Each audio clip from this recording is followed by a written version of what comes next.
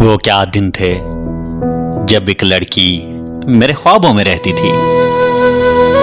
वो मेरे साथ हंसती थी, वो मेरे साथ रोती थी, लिपट जाती थी मुझसे भागकर मैं जब भी घर आता।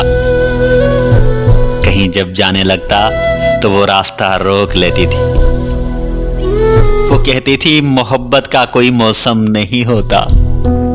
वो कहती थी मोहब्बत का कोई मौसम नहीं होता। वो सुबह शाम चाहत के सुनहरे ख्वाब बुनती थी। हम अक्सर चांदनी रातों में सहरा की तरफ जाते। हम अक्सर चांदनी रातों में सहरा की तरफ जाते। वो भीगी रेत पर मेरा और अपना नाम लिखती थी। वो दरिया के किनारे बैठ जाती थी कभी जाकर। मुझे उस वक्त सोहनी की तरह वो सच्ची लगती थी। समंदर इस्तारा है दिलों में उठते जज्बों का। वो साहिल पर कभी चलते हुए ये बात कहती थी। बिछड़ जाने का उसके दिल में एक धड़का सा रहता था।